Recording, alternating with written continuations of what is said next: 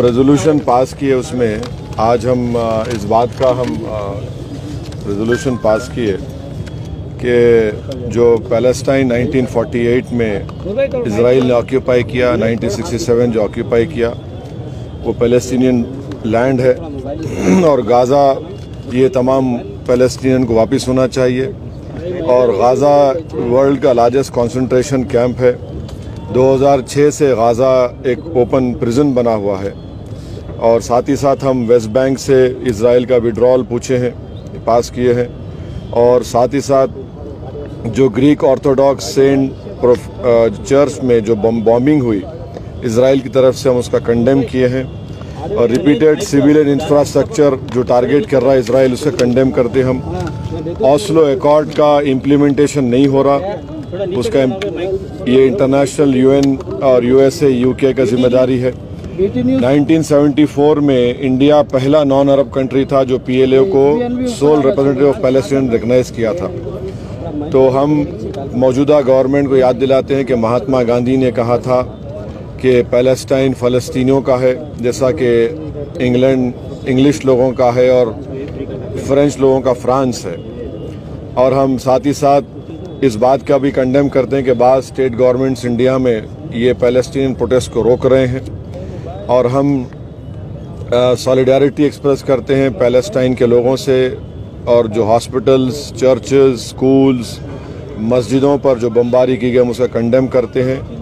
और साथ ही साथ हम इजराइल की तरफ से जो एक ट्रांसफ़र प्लान इजराइल इम्प्लीमेंट करना चाहता है, जिसमें गाज़ा से फ़लस्तीनियों को सीनाई डेजर्ट में और वेस्ट बैंक से जॉर्डन में ढकलना चाहता है, हम उसे कंडेम करते हैं। और हमने गवर्नमेंट ऑफ इंडिया से ये डिमांड किया है कि 1987 में भी जब जाफना का ब्लॉकेड हुआ था तो इंडिया ने बड़े ट्रांसपोर्ट प्लेन्स के ज़रिए श्रीलंकन स्पेस में जाकर वहाँ से खाना, मेडिकल इक्विपमेंट 10 मिलियन लोगों को दिया। दूसरा, हम मिसाल दे रहे हैं यूएस को ये मालूम होने के लिए कि जब बर्लिन का ब्लॉकेड को यूएस ने थ्वाट किया, रोका था और सोवियत यूनियन को बोलकर वहाँ पर एक कॉरिडोर बनाया गया ह्यूमैनिटेरियन सप्लाईज के लिए, जो जून 1948 से मई 1949 तो जाता था।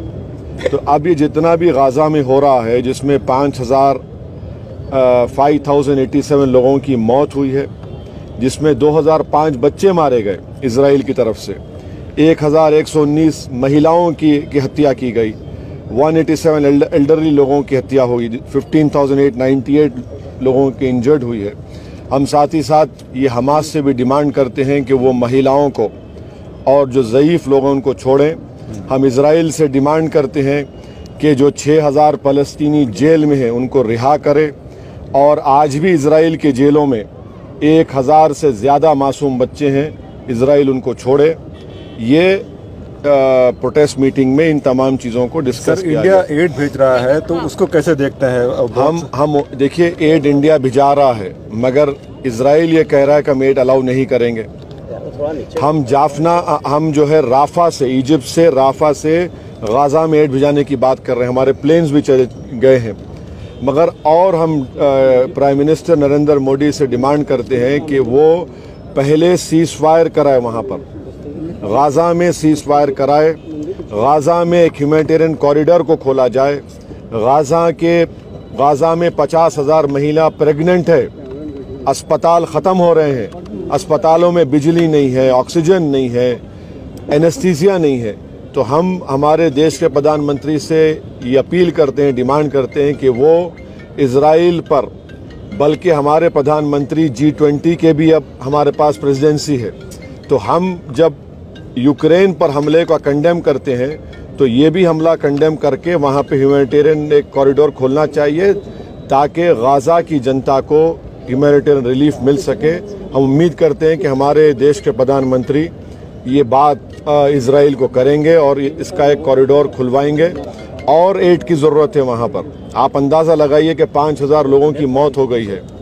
अस्पताल पर इजराइल बमबारी कर रहा है, अस्पतालों को बर्बाद कर रहा है। तो फिर कैसा होगा उन लोगों की, उनकी सहायता, उनकी मदद कैसे की जा सकती है? सर, एक और एड के साथ आज प्रधानमंत्री ने भी कई देशों के हेड से बात की है एफर्ट्स कर रहे हैं। नहीं, प्रधानमंत्री सिर्फ अभी प्रधानमंत्री के पास दिसंबर तक G20 की भी जिम्मेदारी है। जिस तरह G20 में हमने एक जॉइंट कम्युनिके बोलिए जॉइंट स्टेटमेंट हमने जारी किया, जिसमें हमने कंडेम किया था कि किसी भी कंट्री पर इन्वेजन का, ये ऑक्यूपाइड टेरिटरीज हैं। इजराइल रेजोल्यूशन नंबर 242 को नहीं मानता है, 242 रेजोल्यूशन को मानना चाहिए। इजराइल ये ट्रांसफ़र पॉलिसी के तहत अपने गाज़ा के फ़लस्तीनियों को सिनाई डेजर्ट में ढकेलना चाहता है और वेस्ट बैंक के फ़लस्तीनियों को जॉर्डन में ढकेलने का इनका प्लान है। ये जेनोसाइड कर रहा है इजराइल गाज़ा में।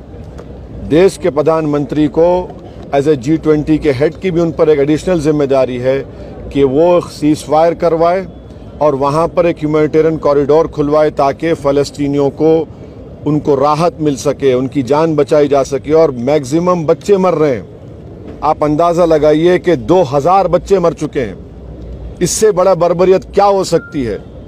क्यों सारी दुनिया खामोश बैठी हुई है?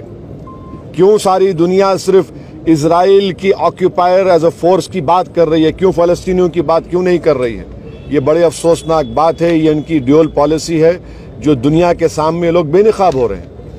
जिस तरीके से आज आपने मीटिंग की है, क्या आप कुछ इस तरह की मीटिंगें और करने वाले हैं या फिर कुछ और जो पूरे देश भर के जो नहीं, हम तो यहाँ पर अपनी जिम्मेदारी को निभाए हैं और हम ये सबूत दे रहे हैं कि हम फ़लस्तीन की सॉलिडारिटी के साथ हैं। हम फ़लस्तीनियों पर जो जुल्म जेनोसाइड उन पर हो रहा है इजराइल की तरफ से, उसका कंडेम करने के लिए हम जमा हुए हैं।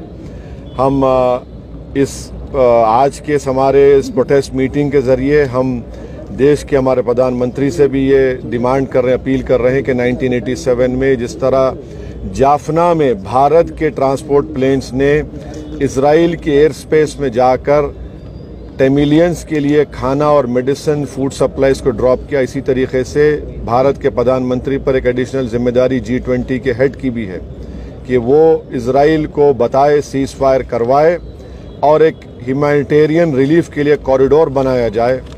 ये बहुत ज़रूरी है। ओके सर, थैंक यू, बहुत शुक्रिया।